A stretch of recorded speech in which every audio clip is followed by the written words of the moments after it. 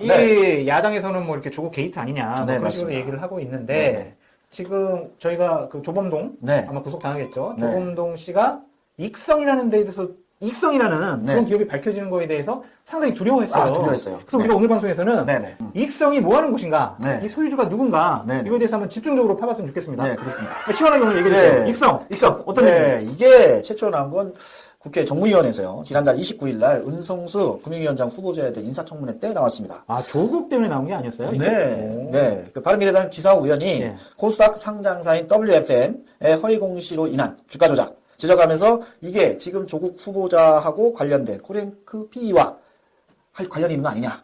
그거 뒤에 익성이라는 회사가 있고 그 익성의 이봉직이라는 회장이 네. 이 관련이 있는 거 아니냐라고 은성수 후보자한테 질문을 던졌어요. 그때 이제 제출한 겁니다. 아까도 잠깐 말씀드렸지만 그 조범동이 외국에서 네. 웨스시엔씨 최대표랑 얘기를 하면서 네. 익성에 대해서 좀 막 되게 두려워했어요. 어떤 맞습니다. 내용인지 한번 좀 얘기해 주시죠. 일단 이 익성이라는 회사가 어떤 회사냐? 현대기아차의 흡입제, 소음 흡입제이죠. 흡입제를 납품하는 벤더 회사고요. 매출액이 600에서 700억 정도 되는 아주 뭐 자본도 매출도 그렇고 괜찮은 회사라고 알려져 있습니다.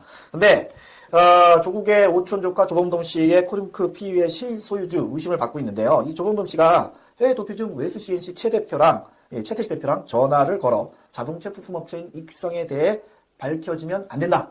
다 죽는다. 이런 얘기를 했어요. 그 조국도 낭만다 뭐 그런 얘기 했던 네, 그런 얘기 했어요. 근데 이제 코링크 PE에 뭐가 문제있냐면 코링크 네. PE는 익성으로부터 10억 원가량의 투자를 받습니다. 네. 그리고 코링크 PE는 익성으로부터 10억을 받은 뒤에 조국 일가의 블루펀드 투자한 13억 8천만 원이죠. 이게 투자가 돼서 23억 5천만 원이 생겼어요. 네. 23억 5천만 원이 생겼는데 이걸 가지고 어디에 투자했냐면 네. 우리가 잘 아는 웰스 CNC에 투자가 된 겁니다. 이게 조국 펀드가 여기에 돈을 투자했는 곳이죠. 그렇죠. 네. 근데 웰스 CNC는 이 13억 가량의 돈을 익성의 자회사인 2차 전지 응급제 생산업체인 IFM에 투자를 했습니다. 그러니까 지들끼리 여기가 좋다, 여기가 좋다, 그냥 한마디로 얘기한 거네. 여기 네. 돈 줬다, 여기 돈 네. 줬다. 그러고 난 다음에 중요한 건 나머지 10억 5천만 원 중 7억 3천만 원이 익성으로 다시 돌려줬거든요. 그래서 최 대표가 익성 대표에게 정상적인 절차를 거쳐 빌려주는 것으로 하자. 이렇게 조범동한테 얘기했어요.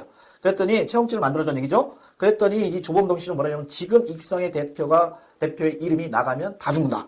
라고 얘기를 한 거예요. 자, 근데 왜 조범동은 네. 웰스와 네. 익성의 관계를 숨기고 있을까요? 자, 이게 중요한 포인트입니다. 이게 포인트예요? 이게 포인트입니다. 설명해 주세요. 이제 문재인 정부의 그 배터리 육성 정책을 미리 알고 이걸 선점한 것이 아니냐. 누가 알았다는 거예요?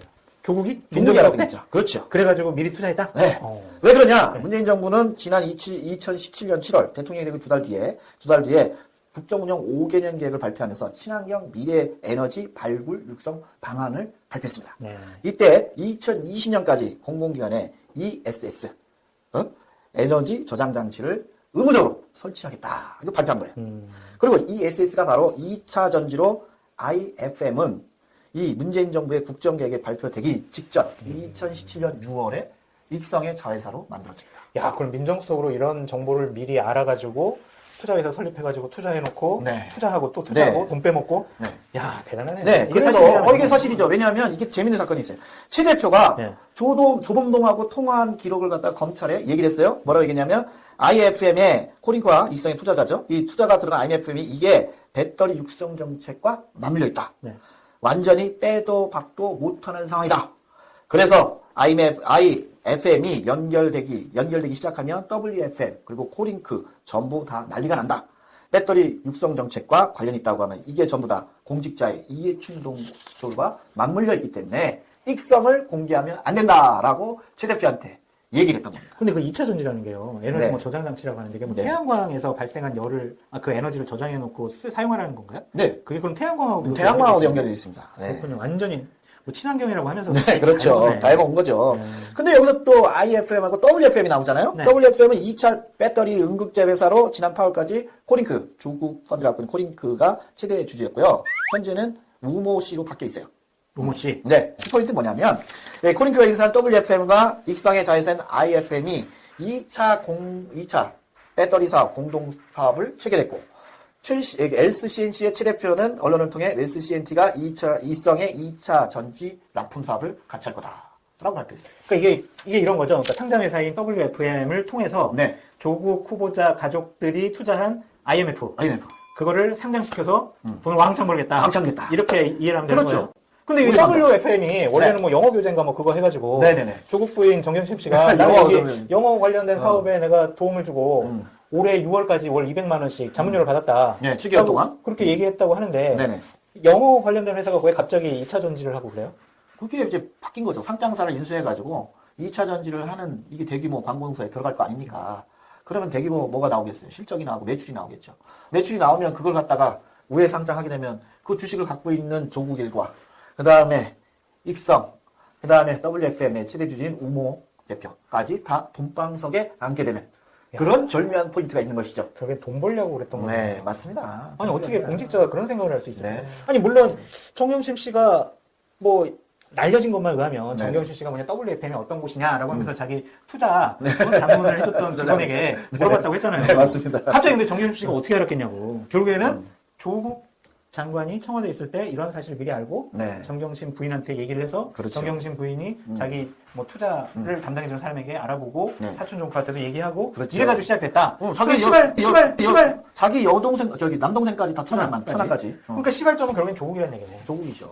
네, 이것을 우리가 합리적인 의심을 해보면 이것의 행동대장이 누구냐? 조범동이었던 거죠. 지금은 그래, 이제 조범동이가 지금 검찰에 이틀 동안 조사받았죠? 받고 있는 사이에 뭐 술술술 다 불었다는 얘기가 있어요. 네. 그러니까 결국은 이 문재인 정부의 중점 사업인 2차 전지 개발회사의 2차 전지 사업에 익성의 이봉직 회장의 익성의 IMF와 그 조국 일가의 코링크가 같이 투자를 해서 연결이 됐다는 얘기입니다. 근데 이제 이런 부분이 있어요. 막 그 각 모든 그 후보들이 네. 이 미래 친환경 네.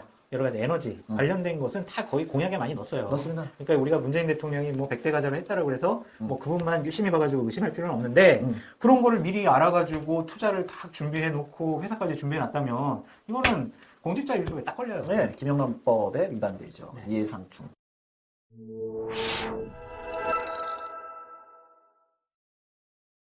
근데 문제는 조국 게이트를 넘어서요. 민주당 게이트로 확전되는 양상이 있습니다. 게이트요? 민주당 네, 게이트? 민주당 게이트. 누가 이렇게 걸렸어요? 아, 이게 또, 이 누구? 코른크 P에, 네. 이 회사, 이 코른크 P를 통해서 여러 가지 회사들을 또 투자했는데. 그렇죠. 이게- 5개 회사 있죠. 네, 5개 회사 있죠. 근데 이 블루코어 펀드를 통해서 웰스 CNC에 14억 정도의 지분을 인수했는데, 이 웰스 CNC가 서울시 지하철 버스 공공 와이파이 사업을 수주하기 위해 네. PNP 플러스 컨소시엄에 25억을 투자했습니다. 투자한 거에 뭐 문제가 되나요? 뭐, 그렇죠. 이게 뭐 2018년 뭐 일지 한번 우리 김땡땡 기자 올려주세요.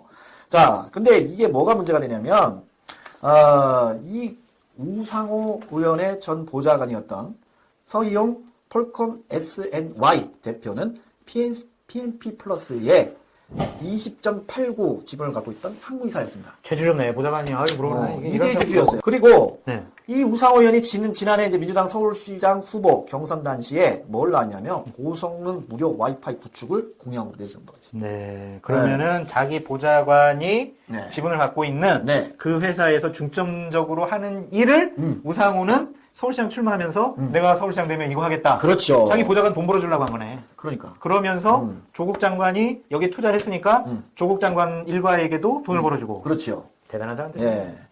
자, 그리고 또 여권의 보좌관 한 명이 또 나타납니다. 송모 보좌관 1.25%를 갖고 있었고요. PNP 그 플러스 서재성 네. 대표와 오랫동안 친분을 갖고 있는 진이었다. 이런 있습니다. 그러니까 이게 조국 펀드, 조국 가족 일가 네. 게이트가 아니라 이게 민주당까지. 민주당 게이트가 되죠. 왜냐하면 실세 의원, 전직 실세 의원의 전직 보좌관들이 PNP 플러스의 이 등기부 이사를 하고 있었으니까요. 네. 그래서 이건 뭐 이미 그 여러 매체에서 아마 나온 적이 있습니다. 그래서 이게 뭐 비록 그 낙찰을 받아서 두 개 다 낙찰을 받았지만 기술력과 자본력이 없어서 유찰이 돼버렸어요.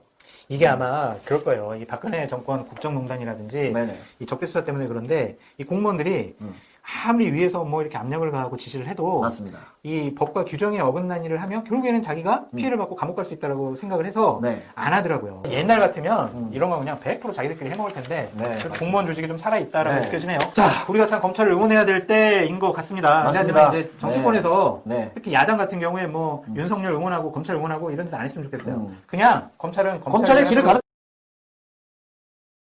교수에 대해서 구속영장을 청구했습니다. 지난 8월 27일 압수수색과 함께 이제 본격화했던 그 수사 55일째가 되는 날이죠. 그 적용 혐의를 보니까 업무방해, 위계 공무집행방해, 허위 작성 공문서 행사, 위조 사문서 행사 뭐 이런 것들을 포함해서 모두 11개에 이릅니다. 정 교수에 대한 구속영장을 법원이 발부하면 검찰 수사가 탄력을 받겠죠. 그렇게 되면 바로 이어서 조국 전 장관에 대한 수사가 본격화할 수도 있겠습니다. 그런데 문제는 정 교수에 대한 법원의 영장이 과연 발부될 수 있을지 아니면 기각될지 이 문제죠.